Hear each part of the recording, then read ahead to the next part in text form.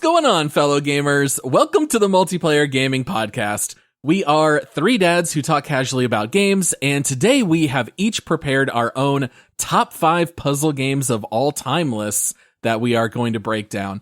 Please make sure to rate our show 5 stars, leave a written review, follow us on socials at Multiplayer Pod, and come sign up to support the show on Patreon.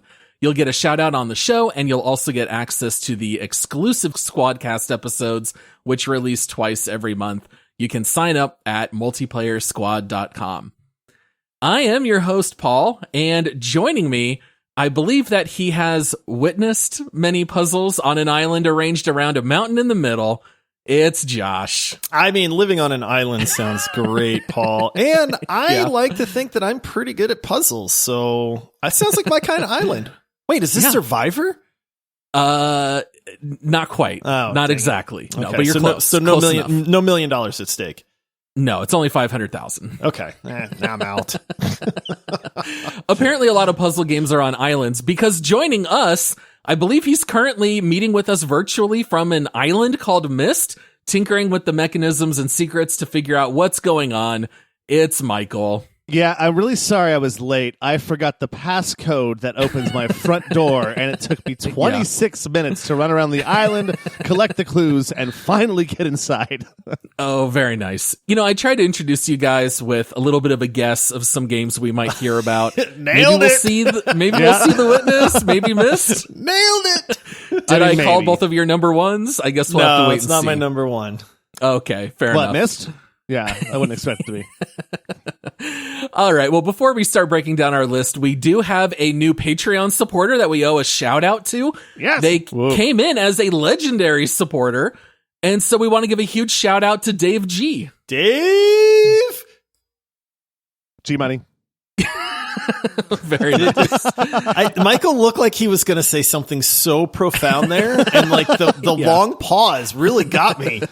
I wasn't sure if it was my cue or not, and I was like, I have to say something. I'm like, gee. I would like to say for Dave G, because I love DMZ, Dave. Yes. I've been playing it almost daily, and it's phenomenal. So just to set the record straight. Yes, Dave is not in our Discord, but we did chat a little bit by email. He is a huge Warzone fan, and he did want to correct us that instead of comparing it to a Call of Duty version of Escape from Tarkov, he believes it is more aptly titled the cousin of survival mode in The Division. So I don't remember survival mode. Interesting. No lie, I was playing with 2 friends the other day, not simultaneously, but at different times, and they both compared it to The Division. Oddly enough. And I was like, that's a fair comparison. So Dave knows what he's talking about. And Dave, you are legendary, my friend. Thank you very much for the support. Right, he just came in hot. He's like, I'm going to land this plane one time, I'm going to get it right. Boom! Exactly. Yeah, so thank you so much, Dave. We very much appreciate the support. And I had just a couple quick questions for you guys. You know, before we all share our number 5 on our list, we did talk a little bit about what qualifies as a puzzle game, because there are some games that kind of skirt the line a little bit. So, like, what would you guys say actually qualifies as a puzzle game as opposed to a game that maybe has puzzles in it? This one was tough because I asked you guys, being the elder statesman of this bunch, I was like, do the old Sierra games count? You know, like King's Quest and Heroes Quest and Police Quest and Leisure Suit Larry and all those older games, because, I mean, let's be honest, the gameplay in those games is solving puzzles, you know? And then we were like, I don't know that really counts in the spirit of like your top 5 puzzle games. So I went straight pure puzzle games with one exception in my list. Yeah. And I will argue that, and to till the day I die, if you guys are like, oh, it's not really a puzzle game, but I'm ready to fight, but it's on my list. And then just in case I lose that argument, I have a backup too. So my number 1 game is God of War. My number 2 puzzle game is God of War 2, called Ragnarok. I mean, there's puzzles in those games, so they're a puzzle game. Okay, that's not true at all. No, I went the same approaches. I actually might have gone a little bit more. Yeah, right. I actually might have gone a little bit more straight with it than Josh. I think all 5 of mine can be really considered puzzle games. So I don't know how to explain it though. I took to Steam and I looked for games that were tagged puzzle. And I'm seeing games like Star Wars Jedi Fallen Order. Yeah, and I'm right like, now. no, if anyone drafts that, we're saying no, that's not a puzzle Yeah. game. You know, we're not counting games like Zelda or Tomb Raider, even though, of course, they have puzzles in them. I kind of felt like if someone asks you, like if you were to take a poll of people out there, hey, in one word, how would you describe this game? I think they should probably say puzzle or solve within like the first 2 words. Yeah. That's kind of what I thought. That's a really good way to put that. Yeah, I think so. And in that case, then I think, yeah, probably 2 of mine, you would get there within a couple of words, probably. And if not, you're wrong. I will say this: 4 out of my 5 are absolutely 100% pure artesian mountain spring water puzzle games. Oh, so tasty puzzles. Yeah, the other one you guys may take some exception with, but we'll see. We'll fire it. Fire it right off this list. Get out of here. And then out of curiosity, before we dive into the lists, were your guys' games on your list relatively new or relatively old? Old. There's been no good new puzzle games. I played the Superliminal, the weird perspective Superliminal. one. I played that one. That's a cool one. It was okay, you know. But then that made me realize, because I actually, when I was looking at these for my list, I pulled the date that they were released, and like all of these are old, man. Dude, I'm so glad to hear that, because I went to Metacritic and I looked for all puzzle games of all time and sorted by Metacritic rating. I went through the first 150 games. Guess how many came out in the last 10 years? Oh, not many. 13. Yeah, I was gonna say like One? One. Oh my goodness. Okay, I was not gonna guess just one. Yeah. There were a lot in like 2009, 2010. There were a handful in 2011. Only one game out of the top 150 has come out in the last 10 years. And I know we are going to hear about it from Josh. So we'll just see where that one pops up in the list. Cause of course, a certain game that I may have already referenced is only a couple years old. All right. So let's start by talking about our number 5s. Who wants to go first? Who wants to share their number 5? Now, let's clarify too for everybody that's listening. These are our personal top 5 puzzle game lists. So there may be some overlap, but this is not a tournament. This is not we're going to nominate one above all others. This is my personal top 5, Michael's personal top 5, and Paul's personal top 5. So just as we're talking about these games, you know, there may be some overlap. We may have them rated a little bit differently, but these are our personal tastes, basically. Yes. Some tastier than others, because there are artisan, beautiful crafted water puzzle games. Let's start with you, Michael. I'm very curious to hear. What do you have coming in at number 5? Oh man, many people are going to hate this choice. It's so good. Imagine if you are the cruelest ruler over the lands, and in this land, you take these tiny little feathered animals and you put them in a slingshot. And you take that slingshot and you pull it back and you launch it at those pigs. And you break their building down. It's a puzzle game. It's got different, like you got to figure out how to get around this. Angry Birds. It is a puzzle game. I loved Angry Birds. I played so much Angry Birds, and I think a lot more people out there will probably also like Angry Birds a lot, because I'm looking at all these games and I'm like, okay, I tried to divide mine up a little bit, like I wanted like one VR game, one AAA game, one nostalgia game, one clear puzzle game, and one mobile game is kind of how it ended up. And I'm like, really, Angry Birds was just, it's a puzzle game easily, because like, man, it gets hard after a while. You're like, I got to get the right arc on this. I got to use the right kind of bird. I only got so many of this kind of bird. I got to hit this and that.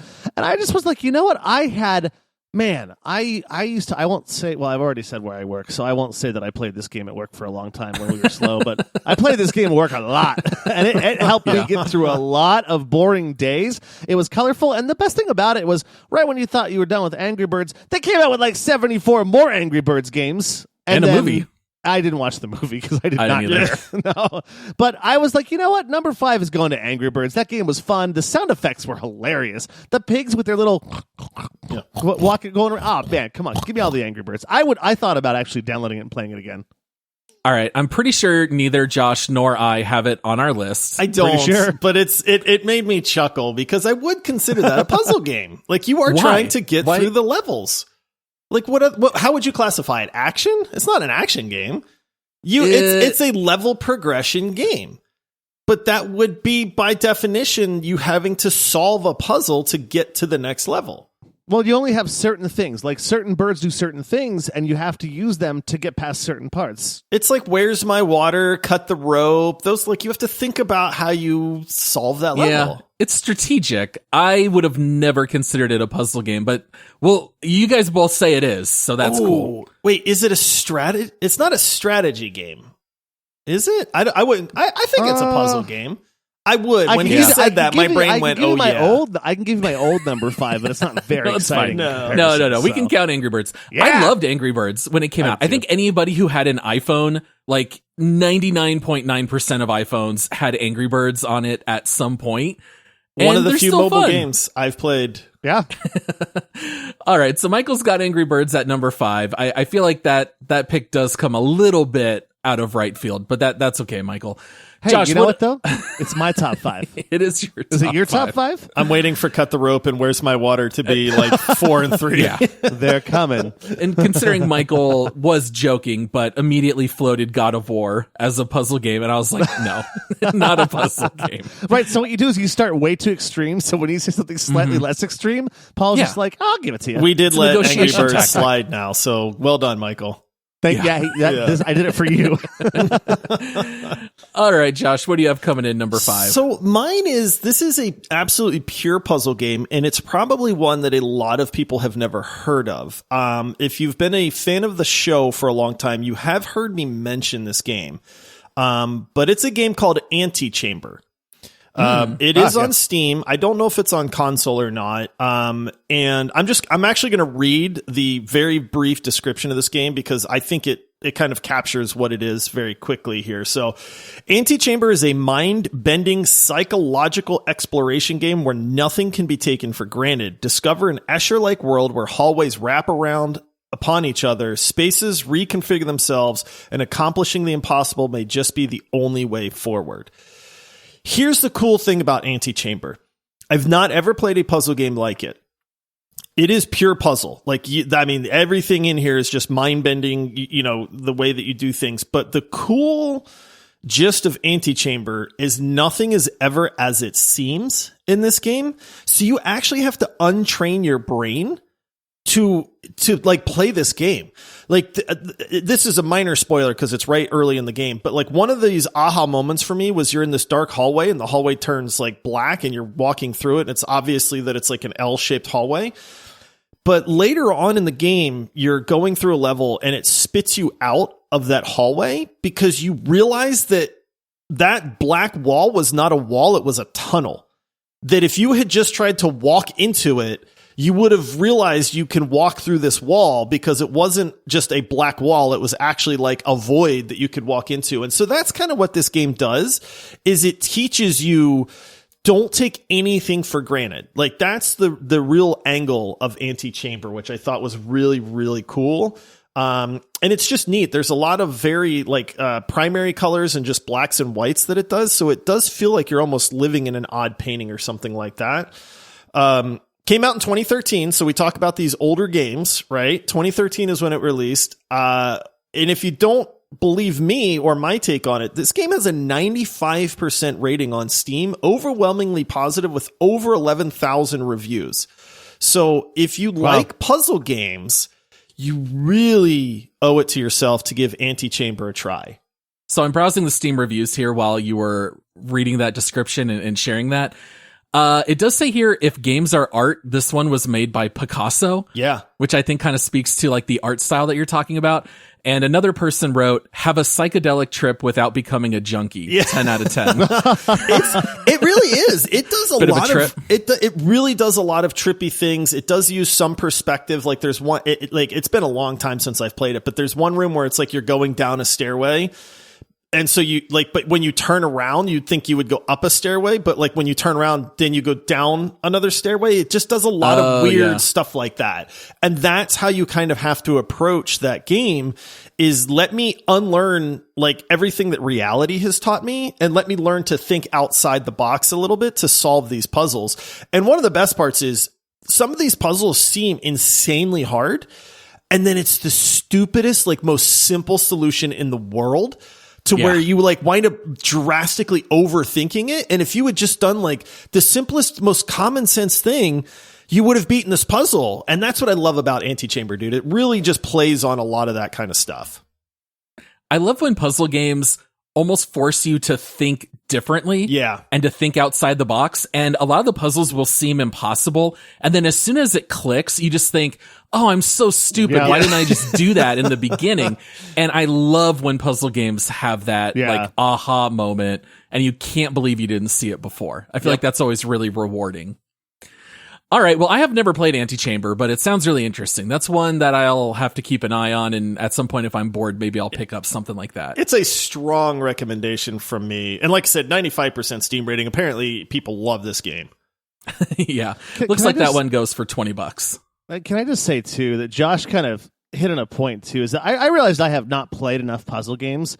Because, looking at this, I'm like, are some of these games puzzle games or not? And I'll look up, like, hey, top puzzle games. Have I played many of these? Of which I have not played many.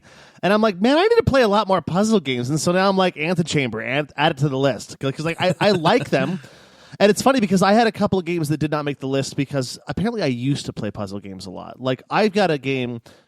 nobody picked this one. It was called Siberia. We talked about it a long time ago. It starts with a C. One of my favorite games of all time, but like it's unplayable now. You cannot play it. So I need new puzzle games, so I'm playing Antichamber. That's what I'm going to do this Christmas break. Michael already bought the deluxe edition on Steam. Oh, let me see if I own it. He Hold owns on. the soundtrack. He's got the digital artwork. Let me see if I already own the it. guide. They send you the hard copy of the guide in the mail. Strategy man. guide. Yep. Oh, very nice. All right, coming in for me at my number 5. This is actually a game that I did not beat, but it really left an impression on me, and I think it's very clever in how it operates. I have The Return of the Obra Dinn. I almost put that game on my list. Did you? It was very, very close to being on my list because it's such a unique game. I just fizzled out on it, like all of a sudden, too. Everyone fizzles out on that game. The first couple hours are so exhilarating and exciting because you're solving puzzles and figuring things out. And you kind of hit a wall where it's so hard to find new information that the game kind of starts grinding to a halt. But for anyone out there who's never heard of it, this game came out, I don't know, probably about 5 years ago, maybe a little bit less. And it was kind of all the rage for a little bit. Very unique art style. It has 1-bit graphics inspired by old Macintosh computers. This game is one color. It is green.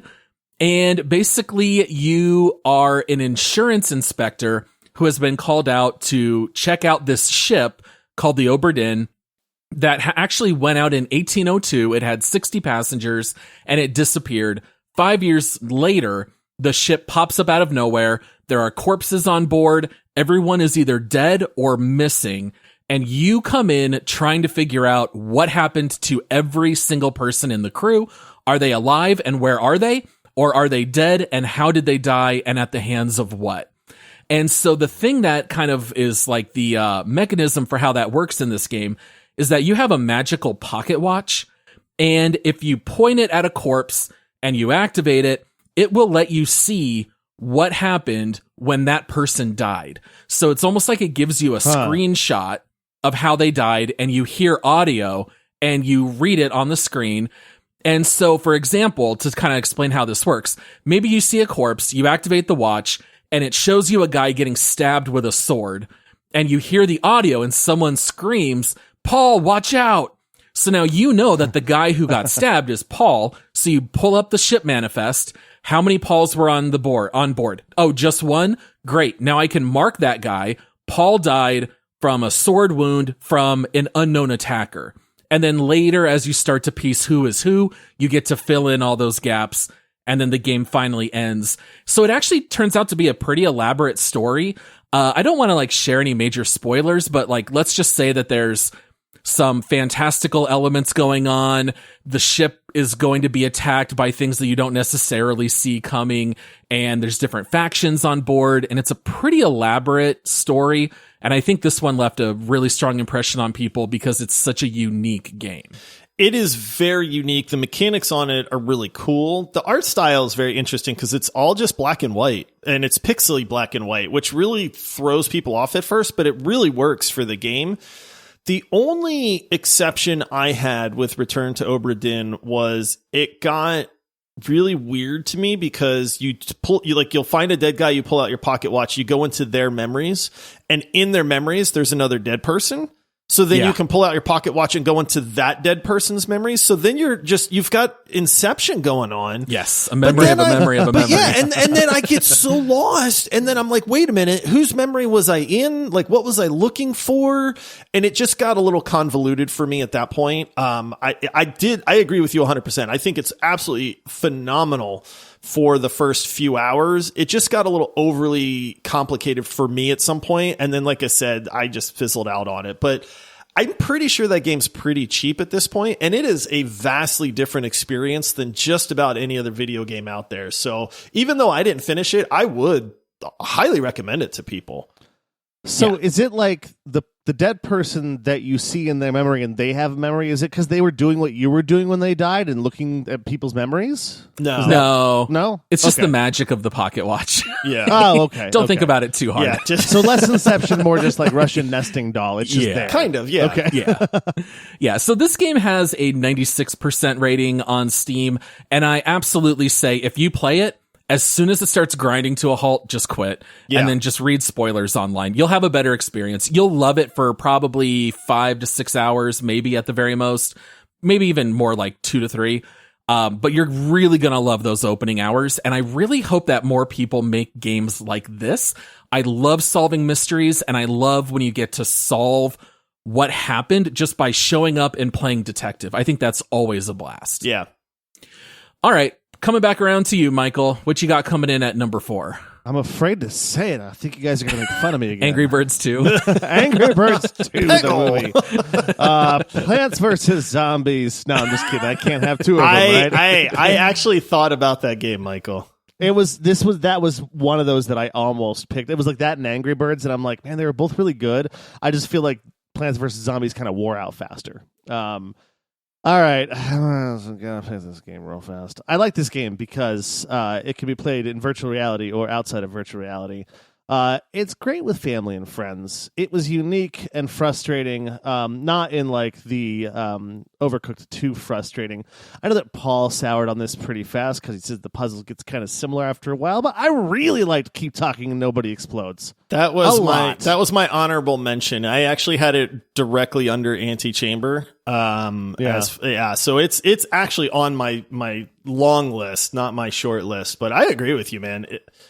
I have it on my list. It is number 4. Number 4? And Michael, you do not remember my thoughts about this game accurately because I played probably 50 hours of Keep Talking and Nobody Explodes. It was one of the best experiences I ever had with friends. It's just that once you've all memorized the manual, you can't play it anymore. Yeah. That was the only reason we stopped. I paraphrased you poorly because I remember what you said was like, hey, at one point, like you were like, I wish they had more different puzzles. Yeah. Like maybe even more downloadable content, like I would say, because I buy the downloadable content and stuff. Like, give us more puzzles now that we can buy later on. I'll buy more puzzle packs in a game for sure. If I've played the game for 50 hours, love it. I loved the game. It was so much fun because you truly had to cooperate, but it wasn't like cooperating frustratedly. Like, yeah, it could get heightened at times, but it's not like Overcooked where you're just like, you're mad at your family members. You're like, no, we almost got it. It was so good. Let's try it again. And you're like, yeah, let's try it again. So some of the names for some of those symbols on the symbol puzzle just cracked me up every time. Some of the names I had for those, but the beauty of Keep Talking and Nobody Explodes too is it's just wildly accessible to people. Like, I set it up, I played with my parents who are both like in their 70s, and I set it up on a laptop that they had that could not, because they're like, well, we don't have a computer. I'm like, you have this laptop, don't you? And they're like, yeah. And I was like, oh, it'll run on that just fine. Yeah. Because it'll run on a potato, which is great. And I set it up on the laptop, and they loved it, man. And I mean, within I don't know, 5-10 minutes of me just explaining how this game is going to work. We were all playing Keep Talking and Nobody Explodes. Yep. And then the beauty is you can play it remotely as well. You don't have to be in person. So if you've got somebody, across the country, that you want to hang out with, you just hop in Discord, and then the game plays and you guys can all sit there and play real time together. Yeah, and that's one of the things I like. My experience with my parents was a little different because you explained for a couple of minutes. I had to explain it every single time because I couldn't see what my parents were seeing because I only owned it for PlayStation Virtual Reality, so PSVR. And so it was my parents' first time ever in a VR headset, ever. And they're trying to figure out where the controller is, and I'm like, "No, Dad, that's the X right there." And I'm like touching and moving my dad's thumb, which is an awkward experience for a grown man to do, to like grab his dad's thumb and be like, "Right here, Dad. It's okay." It's almost like what he was doing when he was 20 and I was like 2. He's like, "Son, here's how you tie your shoes. Let me help you by holding your hands." Now I'm doing this to my 62-year-old father. So it was different. That's kind of a tough first VR experience, right? Defusing bombs.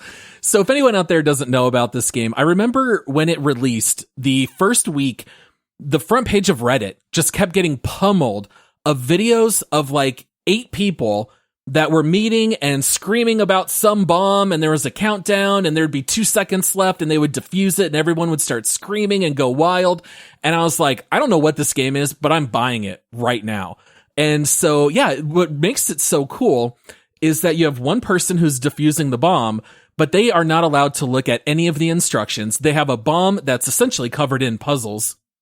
And then everyone else who's playing, which can be as many people as you want, you have to describe what you see on the bomb. They are looking in the bomb manual and explaining to you how you're going to beat those individual puzzles.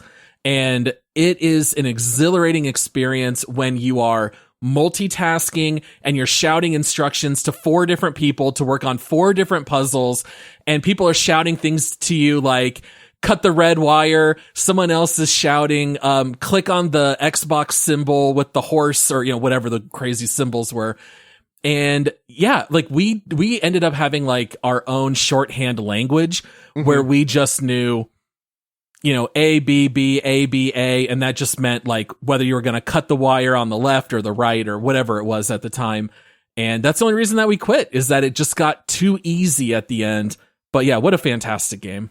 That's also a testament to the game, though, that you guys played it that much, that you got that good at it as well. Oh, yeah. This game is an absolute blast. You can play it at a party. As long as one person has a laptop, then the other people just have the manuals in front of them. You can play it remotely. It's very simple to pick up and premise. It's literally just tell me what you see. Okay, I see symbols. Well, then somebody flips to the symbol section in the bomb manual, and away you go. But there is a lot more strategy involved as you get comfortable with the game as well. And then, of course, you're always playing against the timer on the bomb, and you can't make mistakes because then you blow up the bomb. So it's really just an all-around great game. We actually did a deep dive on this. So if anybody is hearing this and goes, I want to know more, go listen to our deep dive on that, because we actually covered this game in full. Released in 2015, Paul. So that's about when Reddit probably went crazy. 97% rating on Steam. So sounds insanely popular and well regarded as well. And I'm pretty sure you can pick this game up for like $5 now.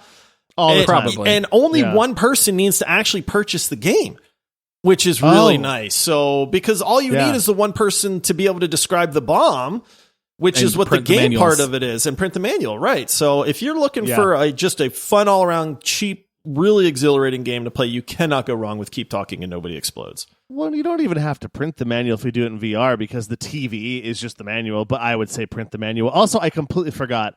My kids don't listen to the show, but it came out like last month on the Switch, so we bought copies on the Switch so my kids can play on the Switch now. Oh, you can play it on separate Switches together. So that's also pretty cool, and it was dirt cheap. I think on Black Friday it was like $7.50 because it was half off. Oh, nice. Yeah. It's like one of those really stress-inducing games, but in a good way, where you're just trying to beat the clock as a team. You're not going against anybody. It's all of you working against the bomb. And I feel like those kind of co-op games can be so much fun. Yeah. Well, they're not to keep going because the pace is... It'd be great if I could get my words out right, that this wouldn't take forever. we need like a bell or we need some kind of sound for whenever Michael just stumbles the once per episode. We just go like ding, ding, ding, ding, ding. The words are hard segment. Words are hard. Yeah, we got fun with metaphors with Paul, and words are hard with Michael. I don't even drink. That's the funny part. No, here's the thing too: is that the one thing I like about it is the pacing is perfect. When it starts out, it's easy enough to where you can figure out what the puzzles are, and then it gets harder as you go. And it's highly customizable. So you set it as hard or as easy as you want. See how short that sentence actually was supposed to be? Very nice. So that's the number 4 for both me and Michael. So that was a 2 for 1. All right, Josh, what do you have for your number 4? All right, number 4 for me is a game that I believe I have mentioned on this before. Maybe I did a quick take on it. I don't know. I do know that I've mentioned it on the show. And it is a game called The Talos Principle. If you are a fan of puzzle games, you have probably heard of this one because it is one of the more well-known and well-regarded puzzle games. This is a pure puzzle game. You are literally just trying to solve, like a puzzle that's in a room or something like that. The cool thing about the Talos Principle is you play like an AI almost. You are a robot. You are in this beautiful kind of technology. Like there's technology around, but then you're in old ruins all the time. So it's this really neat mesh between the two. And where this game really gets going is great puzzles. The puzzles are varied and you encounter new ones as you go. You start manipulating time and stuff like that. But the really, really neat thing about the Talos Principle is the questions and the philosophical aspect of this game. Because you have a voice. There is Elohim. He is your creator. And you hear his voice, you see snippets and things like that. And he's talking to you. He tells you about this paradise that you're in. And he just says, hey, you just need to solve these puzzles and be content where you're at. But you find out while you're playing this game that this is just a created world and is not the real world. And he tells you, whatever you do, don't go to the tower. And off in the distance, there's this gigantic tower that stretches into the sky. So what does everybody do? Well, I want to know what's in the tower, right? And so it's this really neat philosophical thing because the game is different depending on the path that you go. If you just listen to Elohim and you're content to do the puzzles that he gives you, that's like almost one game. And if you start to rebel and you say, well, I want to know more about myself in this real world, and you start to go to the tower, the game kind of changes and it takes a different path. It's just a really, really neat experience. And the puzzles are phenomenal, but it's this really in-depth philosophical question that you're literally playing out as you play this game that really makes the Talos Principle stand out to me. Paul, have you played this one? I have. I own it. Okay. And I can't believe that this game is already 8 years old because I remember when it came out, it does not feel like it's been that long. But yeah, this one is very highly regarded, 95% rating on Steam. It is a really good puzzle game. Highly recommended to other people. It's not on my list, but I really like it. Like I said, if it's a phenomenal puzzle game by itself, but the philosophical nature and the discovery aspect, because you don't just get the answers. Like there's these weird terminals where you actually have to type in like a query and stuff like that sometimes. And then there's this weird unknown entity that will answer you sometimes. And it'll just give you these like, not everything is as it seems. Don't trust Elohim. Maybe you should think about visiting the tower. And it kind of like, it just kind of poses these questions, and I love it, man. That game's so good. Yeah, one of the things, because this came up a lot, because I don't know why, but almost every good puzzle game is also a VR port now. And so almost all the puzzle games that I play are VR ports. And so I actually have this one as well. I haven't started it yet. The funniest thing, since I haven't played it, that I found is that in researching for this episode, the Talos Principle is simultaneously listed on both of the top 25 lists that I looked at and the bottom 5 worst puzzle games ever made for VR. The reason being on why they said it was bad is because it's not casual enough. It's hard and it has philosophical ideas, and it's just not a casual puzzle game that people look for in a puzzle game. So apparently it's just like, this is not one of those you sit in for 5 minutes. It's like you are dedicating some time to playing this game, and it's only puzzles and they're hard. Yeah, it's definitely a heavy thinker game too. Not as casual as you normally think with VR, but as we get more stuff like Half-Life Alyx and things like that, I think we're starting to see more, more hard edge stuff on VR. Oh, can I pick that as my puzzle game? No. All right. Well, we're going to take a short break and then stick around and you can hear our top 3 games of the puzzle genre of all time. We'll be right back. Okay, guys, coming back around to me, I guess I get to kick off the number 3s on our lists here. My number 3 is a game that is rated 98% on Steam. Ooh. Very much an overwhelmingly positive game. I think it's one of the most clever puzzle games ever. I don't know if either of you have played it, though. This is a little game that came out a couple years ago called Baba Is You. I've played Baba Is You, and so I freaking hate good. that game. It's so good. It is so clever. It is. You don't like it, though. I will say it's very clever. I don't know. Maybe I hit a puzzle I just couldn't figure out and I wasn't willing to cheat on it or something. But if you look, I have Baba Is You, and I feel like I've played probably a good 4 or 5 hours. I get why people love it. It just wasn't for me at a certain point. I think I loved it right up until that point, and then I went, this is stupid. I'm not playing this game anymore. What? How do you even spell it? Oh, it literally is Baba Is You. Mm-hmm. Like Baba is like B-A-B-A. Baba sheep, or like how baby says bottle. Yes. And that's you. Yes, that is you. It's like a sheep in the game. So what sets this puzzle game apart from every single other puzzle game, this game is an absolute unicorn, one of one. There is no other game like it. You get a very low resolution screen where you are a little sheep called Baba, and there are words on the screen that basically lay out the rules of your current puzzle. So there will literally be words that you can push and move around the screen to change the rules of the game in order for you to reach the end point or to create some kind of situation where you win. So, for example, when you start out the game, it's pretty simple where you just see words like Baba is you, wall is stop, key is open, and flag is win. And so what you do is you can walk around the screen. If you try to walk into the door is closed, so it stops you. And you go and you push the key into the door and it unlocks it. You touch the flag and you win. It starts off very simple. All of a sudden, the game starts throwing at you words like and is, and also, and more. And you have to start rearranging these words where all of a sudden you're no longer Baba, because maybe you pushed it to say flag is you, and now you're moving the flag, and you can change things to where they'll collide and then they'll disappear.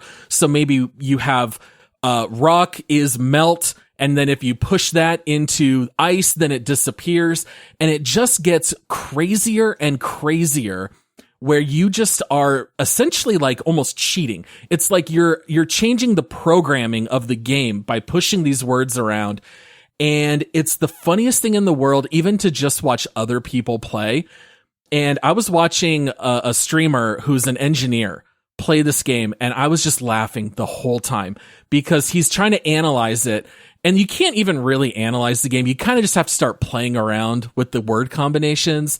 And this is kind of the epitome of where you're just stuck for forever. And all of a sudden you just realize that one word phrase that you were missing. And as soon as you figure that out, everything locks into place and you beat the level, and you're just kind of left thinking, oh my goodness, this is the most clever puzzle game I've ever run across. And it's not for everybody, but man, if you like this game, you will absolutely love it. I'm interested. Yeah, it's really neat because you're changing the rules of the game. Like most puzzle games give you rules and say, okay, you have to solve this puzzle within these rules. Baba Is You basically throws that out the window and says the only way to solve this puzzle is to create the rules for the puzzle, and then you can solve it, you know? And it's weird. I do appreciate what Baba Is You is. Like I said, I just got to a point where I think I got stuck and I had to move some words and I just could not solve that one. And I just kind of threw my hands up and then never went back to it. But that's when you just Google it, don't you? Yeah, I mean, I probably should have, but I do agree with Paul. It is one of the most unique puzzle games that I think has ever. I don't know that there's another game like Baba Is You out there. There's not. No, I don't feel like I'm smart enough to play this game. Yeah, you'd be surprised. Sometimes you just tinker and like you'll screw stuff up all the time. And the game always lets you hold the Z button and it'll just undo all of your moves. So it tracks all of it. Press and hold it as long as you want, and it'll, let you reverse time and redo whatever you need to. So it's not frustrating when you do something wrong. You just immediately undo and try something different. And so like you will do weird things in this game where all of a sudden you're controlling like all of the rocks, but there's 30 on the screen and they're all moving together, or you'll be controlling multiple things at once because maybe you'll do rock and flag is you, but they're like moving in different directions. You got to check this game out. It's $15. It's only 110 megabytes. So it holds no space on your hard drive, and 98% rating on Steam. Can't go wrong. All right. Coming around to you, Michael. What you got clocking in at number 3? I feel like I'm going to clock in at number 3 and get my hand slapped for probably this not being a puzzle game. But we're going to try it anyways. All right. We're going to play Jeopardy. Are you guys ready to play Jeopardy? Sure. Can I say that, by the way? Can I say that? Yeah. Why not? This game, created by Alexei Pajitnov in 1985, allows players to rotate falling blocks strategically to clear levels. What is Tetris, Michael? Yeah. There you go. Yeah, that's a puzzle game. Next up, of course. Potables for 800. Now, let me ask you something, Michael, because I agree Tetris is 1,000% a puzzle game. It's probably the game that launched puzzle games into mainstream, to be honest. Could be. This is number 3 on your list. What number are we up to for you? 3. This is my nostalgia pick. Do you love Tetris that much? I think the thing is I loved it so much, but I have loved it again with what's it called? There's the new Tetris you can play in VR as well. Tetris Effect is beautiful. Yeah, a beautiful yeah. VR game. I'm kind of putting them all as the same thing because it's still Tetris. It's just Tetris evolved, and so I think so. Like it's still fun, it's still exciting, it's still challenging. I just think. If you look at how many hours I've probably played that game, like, okay, so like 894 hours in Elite Dangerous, I might have more total hours in Tetris. You know? See, like, I appreciate I love what, that and this game. is, I am not trying to slander your pick by any means because I appreciate what Tetris is and what it has done. I mean, it like up until Minecraft came around, it was the best selling game of all time, you know? And so like Tetris, its simplicity, its competitiveness, what it does phenomenally well. I just hate the game. I suck at Tetris. Like my brain does not work that way. You know what? I'm a smart dude. Like I like puzzle games and I can critically think and all that stuff. And I freaking hate Tetris, man, because I'm just not good at it. So you got to remember one thing about my list, Josh. This may surprise you. Okay, I've only played 5 puzzle games, so and I played this one a lot. So this one, So when I say earlier in the show, like I got my VR pick, I have my nostalgia pick, it's just because I got lucky and I happened to play one of each of those. Now, have you played Tetris 99 on the Switch, No. Michael? No. Oh, it's awesome, dude. Tetris shines best, in my opinion, when it's competitive. Like, my wife is really good at Tetris and loves it. And I loved how you could play split screen and you could go against one another. This is when like you zap each other, right? Like you can clear each other's bars or add to each other's screens. There's or something 99 like that. players and you're outlasting yes. all of them. Oh, It's a Tetris battle royale. So as people start losing, they get eliminated. And it's great. Go play it. It's free if you have a Switch. As long as you pay for the online subscription, you can play it for free, and it's really fun. I waste my money every month on that because I never pick up the Switch. Yeah, nice. All right, well, that's a really good number 3 pick, Michael. I'm all about it. I love Tetris. Solid. Thank you. As much You're a as good man. I did mention this, but Tetris Effect, I got that game in VR. It is one of the more beautiful VR experiences, to be honest. Like some of the levels are just like so zen-like.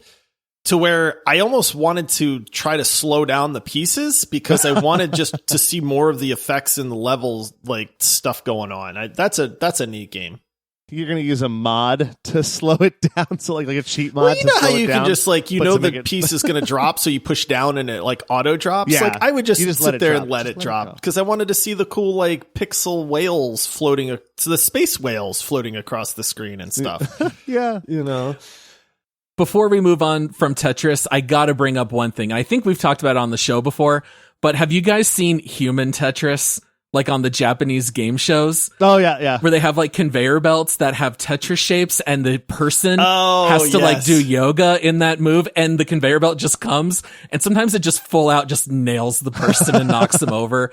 Oh, it's so funny. I love those videos. Sometimes those shapes are impossible to get into. Yeah. Like I've seen it. I'm like, there's no way. Yeah. Nope. You got to make sure everyone gets hit at some point. You can't let them just go forever. All right, Josh, what do you have for your number 3? Okay, number 3 for me, this is the one I'm going to skirt the boundaries a little bit on this. It's Outer Wilds. Outer Wilds involves a lot of puzzles. Now, I get that it is an exploration game, and some people might categorize it as exploration, but you are basically solving the puzzle of what happened. And throughout this game, you have to explore so that you understand more of that puzzle so that you can figure things out. And there is a lot of smaller puzzles to solve within that. The beauty of Outer Wilds is you're only solving these puzzles so that you gain information. If you started this game brand spanking new, you can beat this game in about 15 minutes from start to finish because the answer is right in front of you the entire time. Like, you are not gated in any way other than your lack of knowledge. So as you play Outer Wilds, you go, you explore these planets, you solve these puzzles, you get information, you take that information, you progress through that until ultimately you know how to get through the entire game. But the beauty is you could have done that from like second one, which I think is a phenomenal way to approach something. And yes, is this a puzzle game purely like, you know, the Talos Principle and Antichamber and stuff like that? No. But I'm going to skirt the rules a little bit on this one because I do feel like Outer Wilds by nature is a puzzle-based game. Yeah. It just also includes a lot of exploration, which I love those two together. You're literally piecing together bits of information to put together the puzzle of what happened to these people. Right. I think it's absolutely a puzzle game. Okay. Well, some people are like, well, it's exploration and you know, or, you know, action because you're flying around and you're landing on planets and stuff like that too. So I won't beat this one into the ground because everybody has heard me talk about Outer Wilds and my love for this game. This is actually the newest puzzle game on my list. Came out in 2020. Wow. It's a 95% overall Steam rating out of 38,000 reviews. Outer Wilds is beloved by most people not named Paul. Yeah, I'm in the 5% that doesn't like it. Yeah, you are. You know, and so, but it, you know, anytime somebody's like recommend me a game, Outer Wilds is one of those because it is an incredible experience. And I'll just leave it at that because people have heard me talk this game into the ground. So, sadly enough, when you said you were going to skirt the rules a little bit, I was really excited that I was going to add a 6th game to the list of puzzle games that I have played, but I still haven't played Outer Wilds, so I'm still at 5 puzzle games, guys. My Michael, top 5. Knowing what I know about you, I think you would genuinely love Outer Wilds. Like, I can understand why Paul doesn't like it, you know what I mean? But I feel like you would really enjoy it too. I'm sure I would. You know, last thing I'll say on this, if you go to every now and then on Reddit, I see people like, what's one of the most memorable games you've ever played? And Outer Wilds almost always makes that list because I can't spoil anything, but just because. Yeah. All right. So moving on here, we're now up to our top 2. There's a certain game I haven't heard yet that I think all 3 of us are going to have. So I think we'll have a little bit of overlap coming up soon. But my number 2 is a game that actually just came out a few months ago, a little game called Immortality. Now, I have brought this up a few times on the show recently, but I don't know if I ever really actually explained what the game is. You did. So, you mentioned you have to go into like these clips and watch clips and stuff like that. But I'll be honest, I want you to explain this to me because I still have no idea what this game is.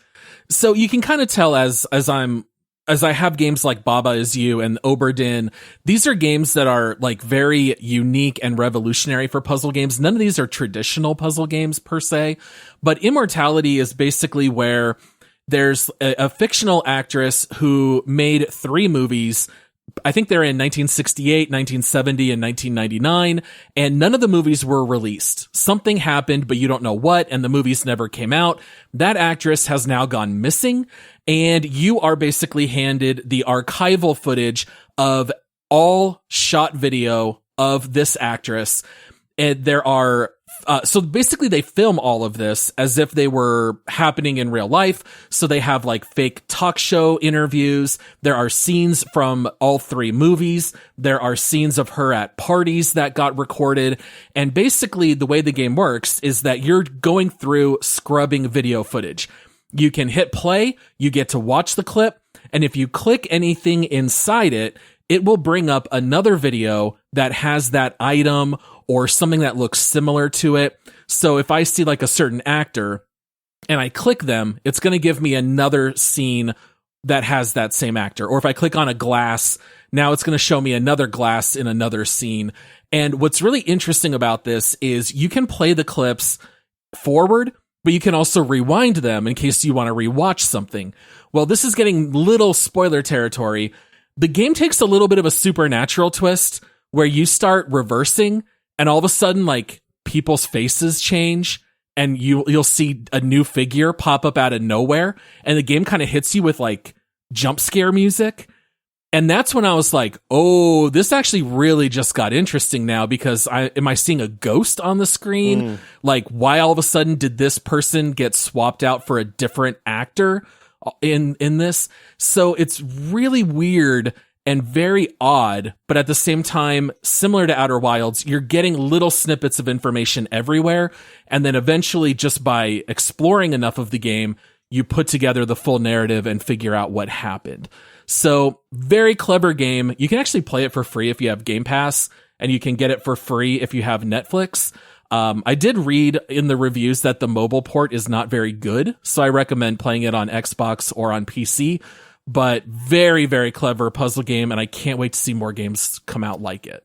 Is there like a payoff? Is there like a solution? Don't spoil it. Yeah, no, I mean, obviously don't spoil it, but I'm saying like you go through all of this and then there's like the reveal or the payoff or something like that. Okay, yes, that's cool. There are a couple of things in particular. It's not just like one thing, but you'll discover a couple things along the way where you're like, oh, that happened? Well, who's this? And how is that possible? And then you start to put it all together. It's almost like watching the movie Memento, except if it's not in, just imagine it's not in reverse. It's literally just all the scenes are jumbled. And then all of a sudden you figure it out. I'm going to have to play this one. Yeah, this is officially, it's only because you didn't tell me it was free yet until just now, the first ever game on my Steam wish list. Every other game I wanted to buy, I've always just bought it. The reason I didn't do that is because I didn't want to try to figure out how to change over the payment method from using the podcast to my own money while we're recording. I was going to do it later. The last thing I'll say about it, I have a short quote here from The Guardian when they wrote their review of it. And here's what they had to say. Every now and then you play a video game that you just cannot stop thinking about. Candy Crush might leave colorful imprints on the back of your eyelids. The Legend of Zelda Breath of the Wild may creep into your dreams. And then, very occasionally, a game comes along that is so entirely unlike anything you've ever played that it becomes an obsession. Immortality, the latest from lauded game maker Sam Barlow and his studio Half Mermaid, is one of those. It is something that has never existed before, a video game that is also 3 feature-length films wrapped around a mystery so compelling that I could not concentrate on anything else for days. It is so delicate and complex that it's difficult to figure out how it even works. Well, Michael is giggling to himself over here. I know, I missed whatever this is. Hold on. I'm going to take a deep breath and get through it. The studio is called Half Mermaid. Yes, hold on. Half Mermaid. Which half? Which half do you get? Because vertical. You get the left mermaid. side. You're either person or you're fish. Like, no, hold on. Split you're vertically. Okay, I was like, you're either person or fish. There is no Half Mermaid. And in my head, as I was trying to work through it, I just couldn't stop laughing until I saw Josh's face looking at his confusion on why I was laughing, which made me laugh harder. Also, what did you find out what happened to Marissa Marcel? You sure do. Yeah, you get your answers. It's not like Lost or something where you feel strung along. Like you're gonna get real answers. Hold on, I have a question just because other folks that listen to the show might have the same question as me. You said Netflix. You can play this if you have Netflix. Do you play it on Netflix or do you play it with a code that you get from Netflix on your PC? So, great question. Too bad Netflix is not a sponsor. If you have the Netflix that is app, true. They're not. I'm just curious because I'd like to play it on my TV. Yeah, if you go on the Netflix app, there is a tab at the bottom for games, and if you click it, you'll see all the games you can get for free, and it'll give you a separate link that'll open inside Google Play or like the iOS store, and it lets you download it through the store. But because you have Netflix, it lets you download it for free. Okay, cool. Yeah. I was just curious because I'm trying to find a way to play it on my my TV because How many hours is this game, Paul? It's not on PlayStation. It's on Xbox and it's on PC, but not PlayStation. Yeah. It's like an anti-exclusive.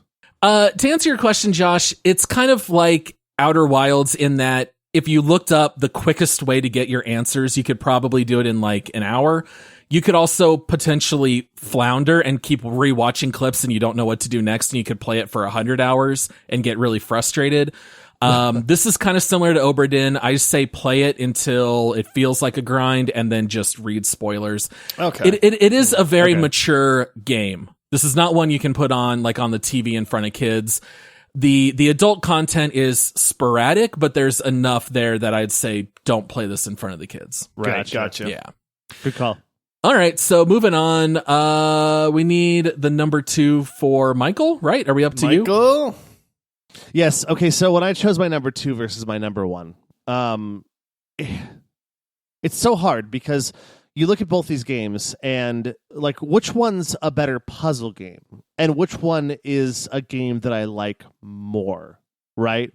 And so how do you rank that? I'm going to rank it in the order of one of these games made my top 10 list of all time. One of these games I do not believe did. It might have, but I don't think it did. And I'm going to put the one that I like more at number 2. Why am I doing this? No, heck no. Heck no. I'm just trying not to upset people here. All right, number 2 is Portal. All right, Portal's my number 1. And Portal 2. What do you have, Josh? Do you have Portal it in your 2 list? is my number 1 game. Yeah. For puzzles, yeah. I mean, I like Portal 2 better than Portal 1 just because of the co-op nature of Portal 2. I mean, honestly, they're not that different. So, I mean, are we just saying the Portal franchise? I put Portal 1 and Portal 2 because I don't know which one I like more. Initially, I had Portal 2 number 1 and Portal number 2, and then Michael mentioned if it's a series, I'm going to put them together, and I was like, okay, then I'll just put Portal number 1. Yeah, Portal 2 we'll just call it Portal. That's my number 1. It's probably one of the most beloved games of all time. It's one of the most accessible games of all time. I mentioned that before, but I mean, I think like if you have a 5-year-old, you can tell them like, hey, play this game. You got a green or you got a blue portal, yellow portal, you know? Yep. My daughter was playing it the other day, with her friend, and it was like they were playing together, and I walked in and I'm like, oh, you guys are playing Portal. And she's like, yeah, this is really fun. It's just a masterpiece, man. There's not really anything to not like about Portal. It's funny, it's compelling, it's challenging, it's the best of all worlds. Yeah. It's not an FPS with puzzles in it. It's a puzzle game that masquerades as an FPS. Yeah. That was a quote that I saw when I was looking at it. I was like, that's absolutely true. I think, you know? Absolutely. Yeah. There's nothing more fun than using the portal gun. There's a reason why they add it in games like Splitgate. It's that good that we have seen portals added into other games that you think would never have something like that. That's like how much it's permeated gaming culture. And I don't know I don't know what it is like on Metacritic. It might be number 1 on Metacritic of like all-time games or whatever. I think it's way up there. Yeah. I do know. I did look on Steam. 98% rating over 250,000 reviews. That's pretty much unheard of because you're always going to get the trolls that are like, I'm going to rate this a 0 because everybody else likes it. Yeah. Yeah. I mean, if a 98% rating out of 250,000 reviews doesn't tell you something, then we can tell you that if you haven't played Portal or Portal 2, you are missing out on a slice of video game history, basically. Yeah. When Josh used his first adjective to explain it, one of the most beloved games of all time, might be the most beloved game of all time. Both of them are incredible, and also they have the best villain, and I won a draft with it too. So. Yep. Josh, if we pay you $100, can you play Portal in VR with us recording it? I'd do that for $100. Yeah, for $100. That's my. Yep. You're gonna be vomiting the entire time. That's fine. I'll vomit for $100. So that's my price point. No, wait a minute. You guys aren't going to do the thing where I just have to loop one portal over and over again. Like we're actually trying to beat the levels, right? Like you two just make it like an endless loop, and like, all right, Michael. Let's see. I give him a minute before he's throwing up right now. I'm just thinking about all those times that you launch out of a portal and the whole room has to swing around to reorient you. Oh, it'd be so great. Didn't we ask that question on one of the squad casts? Like, how long could you fall through a portal for? Something like that. Yeah, we did. Yeah, we brought that up. Yeah. And Josh was already nauseated just thinking of it. Yeah. So all three of us have Portal. That knocks out my number one, Josh's number one, and Michael's number two, huh? I know what Michael's number one is now. Yeah, I do too. Yeah. All right, so that leaves Josh. You're number two. Okay, my number two, you mentioned it at the very beginning of the show. It's called The Witness. I don't know where I first heard about The Witness. I think I just saw like some gameplay and the colors of the game and the beauty of the game caught my eye, and I went, I haven't played a puzzle game in a while. Let me check this out. And I was absolutely just amazed at how good The Witness was. The cool thing about The Witness is it teaches you the basics of the puzzles before it ramps up the difficulty. So you never go into something not knowing like what your like purpose of this puzzle is. It starts off very, very simple, and then it just ramps things up to a difficulty level where you feel like a super genius by the time you're solving these things later on. The other really cool thing about The Witness is it is an open world, so to speak. You are on an island, and if you get stuck, just go wander around, find a different puzzle to do. I absolutely love The Witness. I've covered this on a quick take that I believe has been released to people as well. So if you want to hear my full thoughts on that, you can check that out. It's just one of the best pure puzzle games that I think I've ever played, to be honest. The puzzles vary. There's audio puzzles, there's visual puzzles, there's spatial puzzles, there's just all kinds of different puzzles, geometric puzzles. Like, it's just crazy the number, the variation of the puzzles in The Witness. And I think that's the other thing that really makes it stand apart. Like I mentioned the Talos Principle. Those puzzles are great, but there's probably only like 4 or 5 different kinds that you come across. And there are different difficulty levels. The Witness probably has like 20 different kinds of puzzles with multiple variations of difficulty for each of those puzzle types too, which is really cool. Really sets it apart for me. It's also still $40. It's worth I was gonna say every that's penny. the only like criticism a lot of people give that it's still a pricey game. It is worth every penny, in my opinion, on that. It was released in 2016. It's got an 86% positive Steam rating. So it's actually one of the lower rated puzzle games on my list. I think it's because of the difficulty nature. The Witness has some really hard puzzles. I don't think a game has stumped me quite as much as The Witness has. But the beauty again is it teaches you. It's like, it's my fault that I can't figure this puzzle out because I'm not thinking enough to like say like, what's the next evolution? Like, what did it try to teach me before? How do I use that to solve this? But it's my number 2 for a reason, because I go back to it every now and then just because of the variation in the puzzles. Yeah, the first time I ever heard about it was on the show when you were talking about it. I did the same thing I just did. I pulled it up on Steam, looked at it, and said, I have to play this game. Well, you guys already know all 5 that are on the list for me and Josh. So, Michael, you get the honors of going last. We just got to hear about your number 1 now. That was not intentional at all. Wink, wink. Yeah. No, I'm just kidding. Hijacking the high moment. No, right. Hijacking the number 1 from the number 1. Oh, boy, look what I did. No, I don't know why I did this. Ultimately, like, you look at these games and it's like, is Portal a better game than Myst? Probably. Yeah. Right. But, well, most definitely. But at the same point, like, I was thinking of a pure puzzle game. Like, my favorite puzzle game ever made is Myst. And it's like, yes, Portal is a puzzle game, but Myst is like a puzzle game. Portal can be other genres that it kind of dips into. And I know that I just said it, as a puzzle game masquerades as an FPS. But at the same point, Myst is brilliant. And it stands the test of time because it keeps getting remade and modernized. And it just did last year in 2021. It is just as good. The music is the same. The nostalgia is there, but it's playable. Because let's be honest, Myst 1993 is not playable anymore. Josh was incorrect when he said Tetris was the top-selling game until Minecraft. It was actually Myst. When it came out in 1993, it sold 6 million copies, blew away the world, held the record for almost a decade, and it was only beaten by Minecraft. Now, that being said, there are several different iterations of Tetris, so you could possibly say that all of them combined outsold Myst, but as far as a pure game, this this game literally launched essentially CD-ROM for gaming. You didn't really use that as much. People would go out and buy, like you did have CD-ROM games. People would go out and install CD-ROMs in their computers, which back then were really expensive, just to play this game. It changed the world, and just the way they did it as well, with having a 3D environment that you would click through in still photos, so you would think you're looking at a 3D game. It just, I can keep going for a long time on this. I actually did a quick take on it. I don't know if we circle. I don't think we've cycled through enough to get there yet, or not. No, it's still on the docket.